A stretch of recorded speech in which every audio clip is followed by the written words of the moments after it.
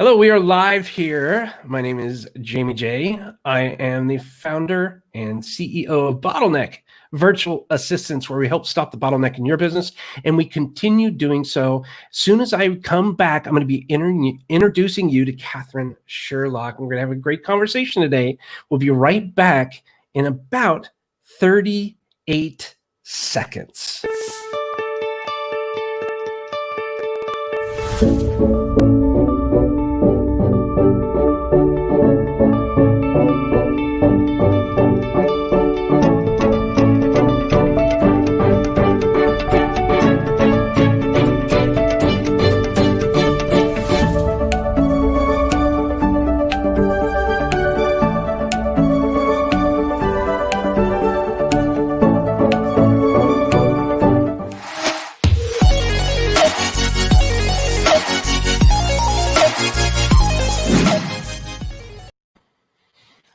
All right.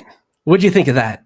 I love it. Magic Mike D was bringing that intro to us. Thank you so much, Mike D, for doing that. My name is Jamie J. I'm the CEO and founder of Bottleneck Virtual Assistants. Thank you so much for joining live with Bottleneck.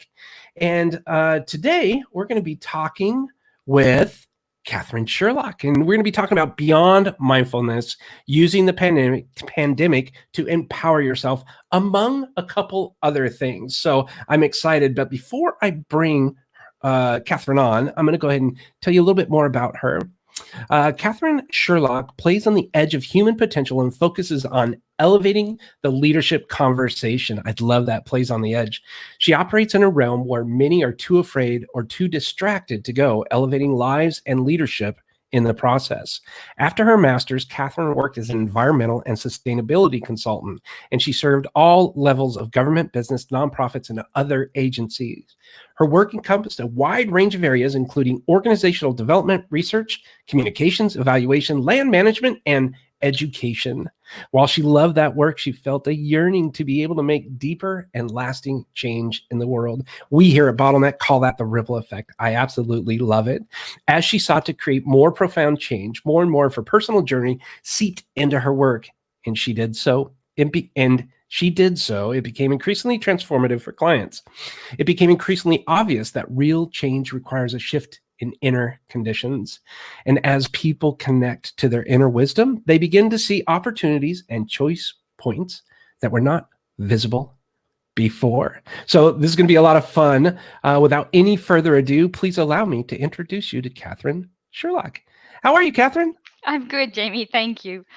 Oh my gosh, I'm so excited to have you here and just talk. This pandemic has been nuts and crazy and so many distractions going on out there. I wonder, before we kind of dive into beyond mindfulness, that we get to learn a little bit more about who you are and maybe some of your background.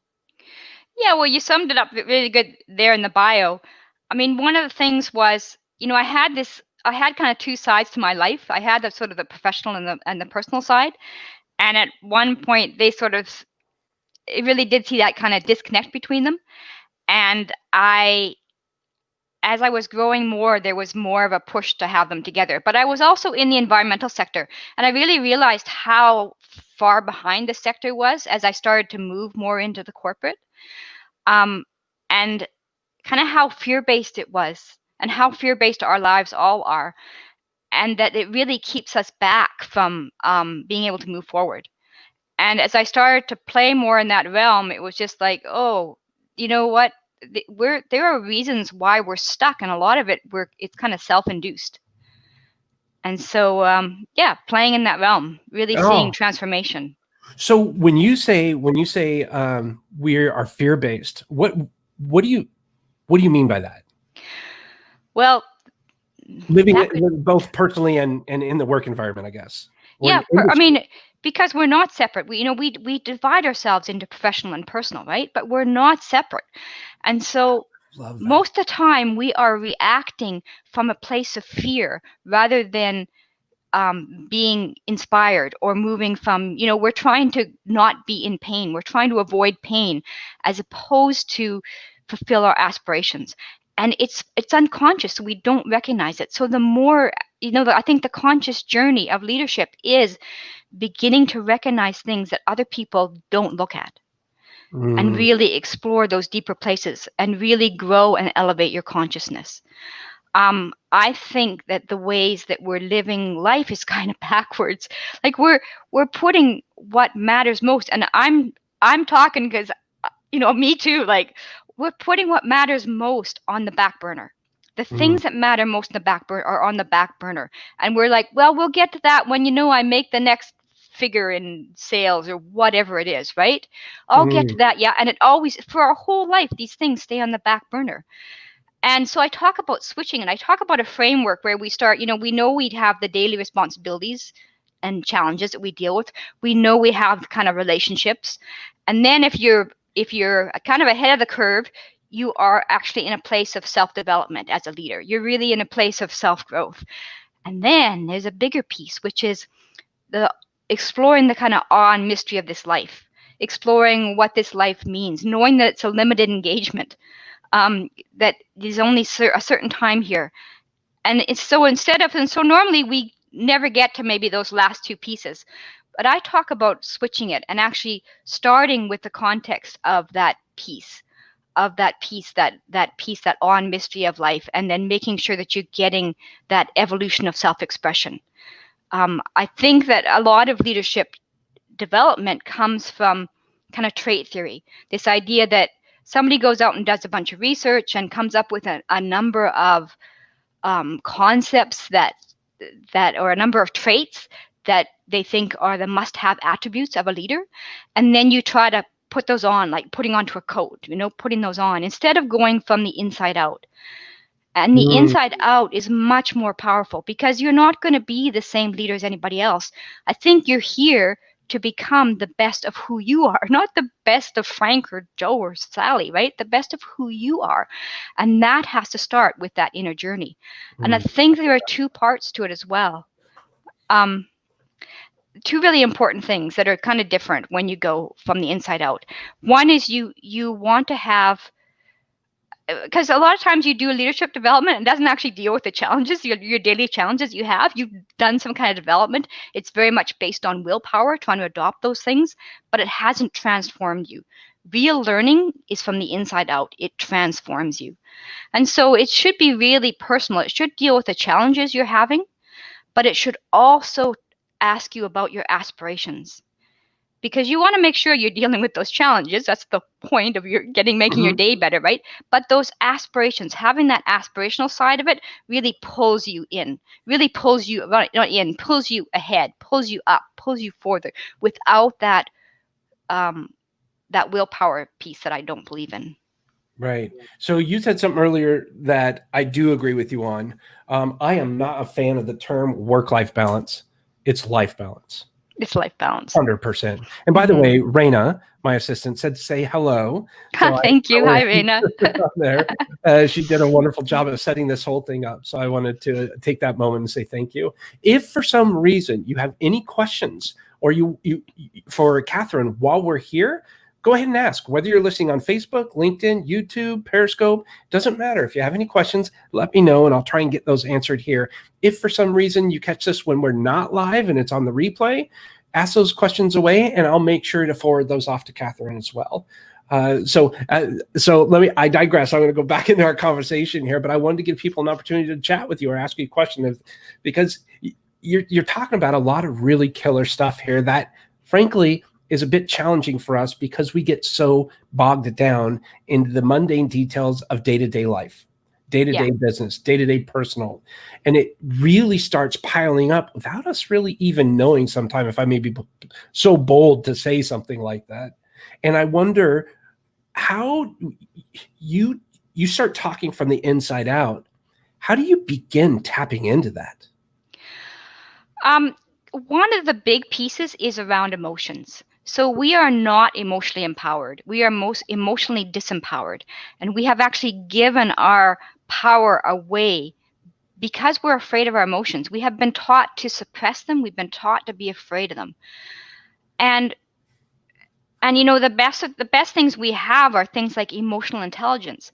But emotional intelligence basically teaches you to manage your emotions. It's a very mental approach to emotions. Yeah, it's like you learn. But I was going to say, can you? A lot of people throw that word emotional intelligence around. Those two words together. It seems pretty buzzy lately. Can you define what you mean by emotional intelligence? yeah, I think if I can do it off the top of my head, I mean, there's three parts to it. One is sort of an awareness of your own, awareness of your own emotions, awareness of the emotions in others, and there's another aspect to it. But they also get very, there's ones like I've seen graphs where there's like boxes of all the stuff about emotions. But there's everything about emotions. But there's never feeling, like there's never just feeling your emotions in there. They never get to that point of just, it's kind of like you keep them at a distance. Like that's how I see it. You keep them at a distance. It's like, yes, I accept you, I don't judge you, but you're over there. You know what? I love this, and I'm so sorry. I have so many questions buzzing around in my head right Go now. ahead, go for it. But one of them is this causes overwhelm. At least it did for me. Complete overwhelm and anxiety, big time. And what I did is every year I come up with a word of the year. 2 years ago, I was struggling so much with the emotional aspect of running a business, running my life, because my business was running me and my life was running me. And it was really tearing me apart. And thank the Lord for my amazing wife. She was my rock and really helped get me through that. But it was such a big effect on me that I turned my 2018 word of the year into focus. And that acronym was finding opportunities by creating uninterrupted strategy sessions. And basically what that meant, I just took time every single day with nothing on for me to just think and connect with myself and come up with ideas on what I wanted to do. And I don't know about you, but I don't know a lot of people that do that every day. Jamie, I think you've hit on something really important. That time to step back, that time to be quiet, whether it's meditation, whether it's just some reflection time to be quiet, but in a really time to spend quality time with yourself, basically. You need, as a leader, to be spending, as anybody really, to be spending quality time with yourself, because you need to be able to listen to yourself. Otherwise, how do you get to your own wisdom? How do you access your own wisdom if you're not taking the time to listen to yourself? So I think you're nail on the head with that. That's the piece. Fantastic. And Yeah. then the other piece is, I mean, I talk all the time about, the biggest thing a leader can give, well, their people, but also themselves, is to get themselves out of overwhelm and into empowerment. Now, if you want to have any kind of change in your life, the problem with companies all the time is they hire all this outside training to do change, but they never stop to make the space for the change to occur. So you have to give the people the tools to make the space in their lives for the change to occur. Otherwise, it's not going to stick, because it's going to sound wonderful. It's going to be very mental learning. It's not going to be embodied learning. And they're going to take it and they're going to go back, and then slowly life is going to take over again, and boom, it's gone, right? You have to actually embody that learning. You have to embody that change. And that's why also I talk about it from the inside out. But, and that's the other thing with the emotions, is we have been taught that those difficult emotions are bad. And so what ends up happening is that we feel them and we push them down. So when you're in overwhelm or you're stressed out of your mind, you're pushing down a ton of kind of negative emotions, keeping them out. And it's exhausting. I compare it to like having one of those blow-up balls, beach balls, in the pool, and you're trying to keep it underwater all the time. Yeah. That's what it's like to suppress our emotions. And that's why we're exhausted. And instead, I don't think we were ever meant to do that. I don't think we were ever meant to suppress these difficult things or make them bad. They actually come with wisdom.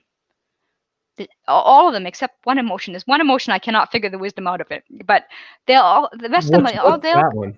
Shame. I can't figure out the wisdom in shame, and yet it's, shame is so powerful. If you can process your shame, where you have your pockets of shame, it's like releasing, it's like a massive release to your life. Yeah. Bringing back your energy, bringing back, but we're not able, it keeps us from thinking clearly. It keeps us in old and tired ways of thinking. Um, and that's what stress is. That's what burnout is. It's everybody talks about stress, burnout, mindset, all those things, but it's like, wait a minute, what you're actually talking about is emotional empowerment. If you get down to it and if you do it right.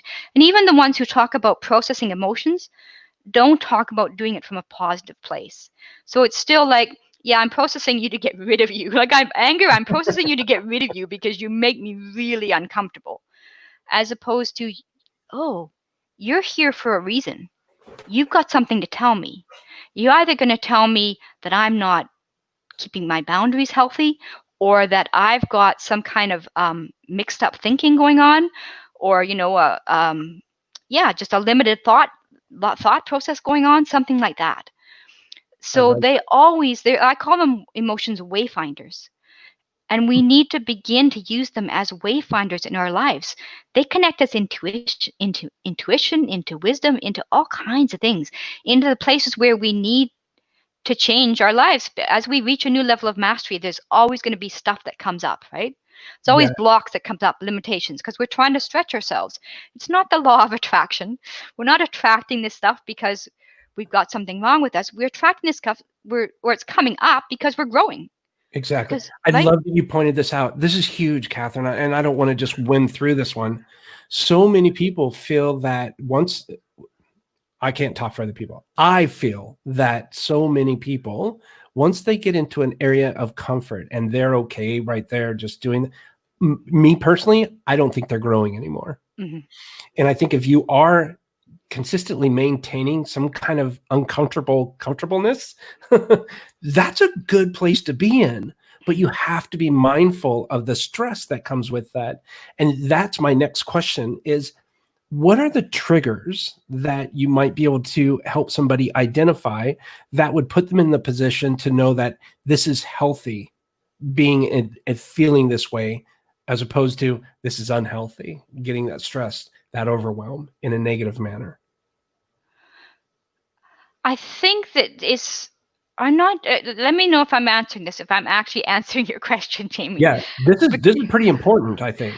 And maybe I didn't ask it clear enough, but I think that the fact that you're in overwhelm is a signal. Like there's yourself is signaling to you yourself to are there say, triggers that you've seen in other clients or other people that you've talked to that you can help them to understand, like, hey, these are things that are happening to me right now. I need to be mindful of this. okay, can you ask that question again? Because I think I missed a bit of it. I'm not sure of the question. Sure. So the question is, if you're going through, I just mentioned that it's okay to be uncomfortable. That's growth, Yeah. right? Yeah. Now, there might come a point in time where you start feeling overwhelmed, like bogged down, getting home and being tired at night. You shouldn't be tired when you get off work. You should feel energetic. If you're tired, that means so many things are happening. You're not able to handle everything, and you start getting stressed out in a negative way because of the overwhelm. Mm-hmm. Do you have any indicators or signs that may be happening to someone so that they would know, you know what, it's time for me to go talk to Katherine. I got to take care of this before it really gets bad? I think all the signs of burnout, all the signs of what you're talking about, just overwhelm, is a sign that you need to take action. When you feel like you're in overwhelm, that's time to take action, because that is not a functional place to be, right? It is. Yeah. Right? When you feel like, anytime you feel like you're not functioning from your best, right? That's Yeah. a time It's to tough take because action. everybody's different. It's Mm-hmm. really hard to nail down something specific because you're dealing with someone's emotions. But at some point, like I've dealt with this in the past where I'm like, oh my gosh, I just don't even want to go into work today. I just want to lay in bed, or, and that's already too late. I wonder if there's Yep. signs I can say, like, okay, Jamie, you just said yes to something that you don't really know if you can do or not. And maybe that's causing stress, or, dealing with it in advance, I think is very healthy. But a lot of people don't even understand. Like in my business, we source virtual assistants. That's what we do. And a lot of the people that I talk to, when they get to me, they're like, oh my God, I'm so overwhelmed with the details. Just find me a rock star. And that is my first sign saying, oh my gosh, whoa, put on the brakes.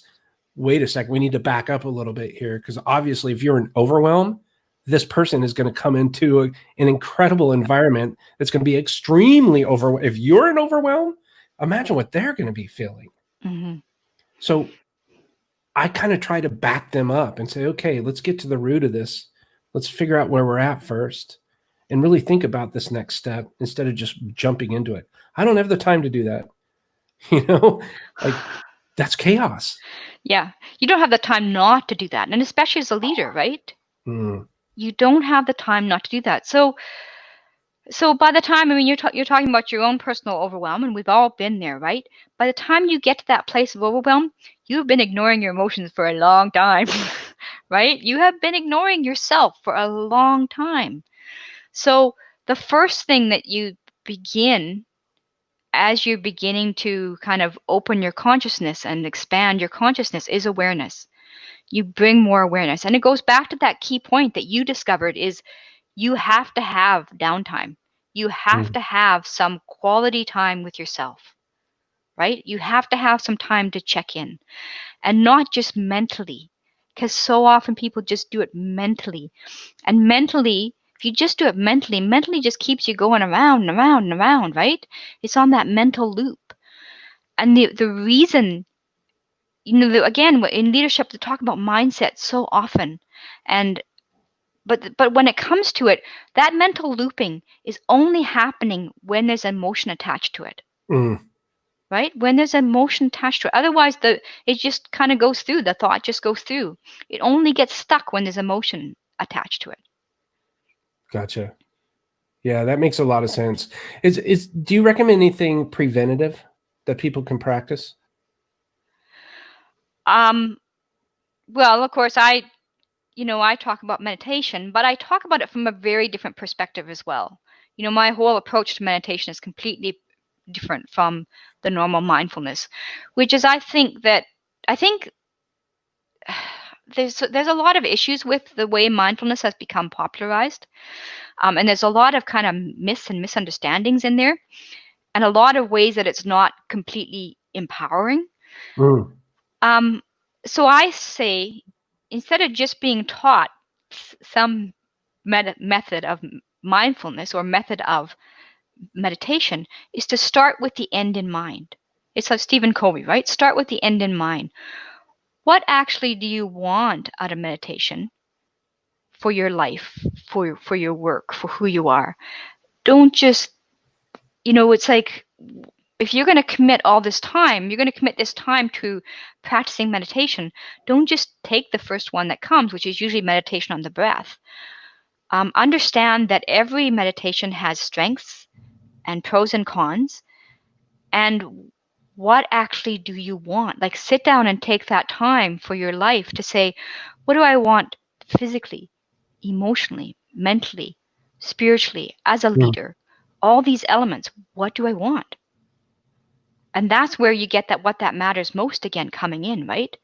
Because most of the time we're practicing all these things and we're not bringing into our goals, into our ideas, what matters most. And so we're living half lives, right? Until we begin to elevate and expand that conversation and start from a bigger place, we're living half lives. Yeah, you're kind of being dishonest with yourself too. You're really not letting, and that's where that shame element might come into place, right? And the anxiety.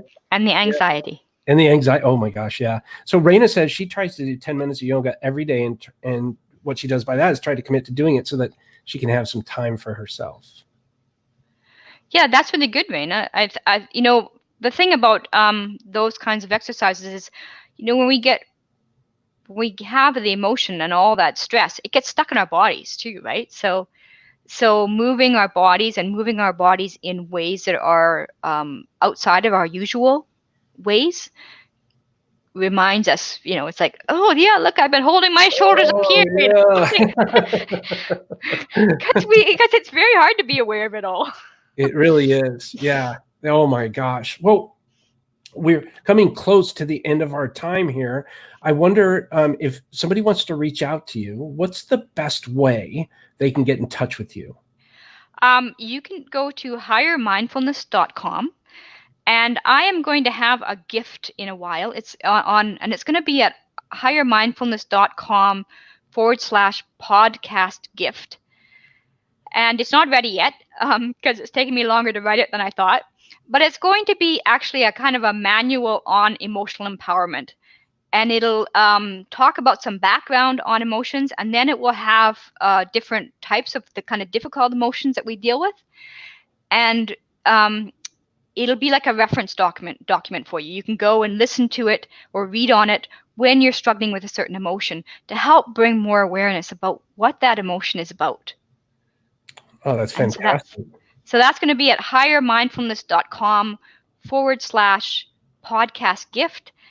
Sign up for it, and when it's ready, I will get it out to you. And that way you also get the updates because there'll probably be updates to it. But yeah, it's really taking a different perspective, a very positive perspective on really learning to digest your emotions and harvest that wisdom from them, and not have that what's that called? I can't think of the word, but that kind of enemy relationship with your own emotions, right?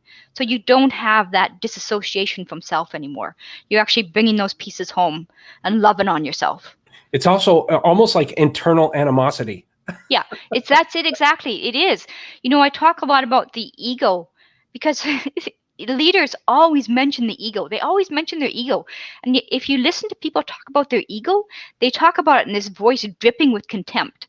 Just like, oh, my ego, blah. It's like this enemy. It does all this stuff. And what you've done is you've taken the parts of you that you don't like. You've put them in this box that you push way over here, and you've actually created a disassociation in your psyche between these parts that you don't like and yourself. But you've cut off the wisdom. You've cut off your connection. So self-love and self-trust starts with not doing that anymore and bringing those pieces back home, and really, learning to love them and not treating. You wouldn't treat a child the way you talk to your ego, right? No. So how can it be healthy? How can that be healthy to do that to yourself? And to recognize that the ego is probably just a falsehood of something that you created in yourself, and just bring it back. Just bring it home. Oh, I love that. Just bring it home. Oh, that's fantastic. Well, is there anything else you would like to say before we wrap up today? No, just connect with me on highermindfulness.com. If you want the gift, it's / what did I say it was? Podcast gift. If I'm wrong, then just contact me through the webpage or connect with me on LinkedIn, wherever you can find me. Oh, that's great. Well, I cannot thank you enough, Katherine, for stopping by today and sharing your gift with us. Just talking about this, hopefully this resonates with somebody, and that's it. If this can affect one person in a positive manner, maybe it's just a gentle reminder. Hey, don't forget about this. That's all anybody could ever ask. Mm-hmm. I hope it'll change some lives. And thank you so much, Jamie. You're a really gracious host, so thank you. Oh, thank you. Thank you so much. Please don't go anywhere.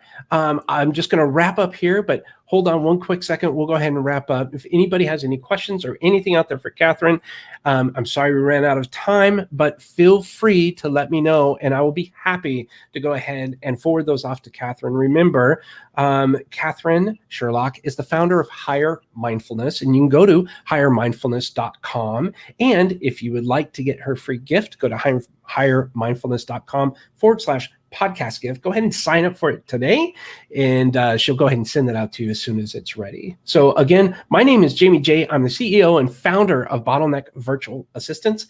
And thank you so much for tuning in today on Live with Bottleneck, as we hope to bring on even more guests just like Katherine and others to help stop the bottleneck in your business. Get out of your own way and get things taken care of. If you have any other questions, feel free to reach out. Again, thank you so much for subscribing to us on YouTube, following us on LinkedIn and Facebook and Periscope and Twitter, wherever you are. in this wonderful world. Thanks so much. Have a fantastic day, and we will go ahead and talk to you soon.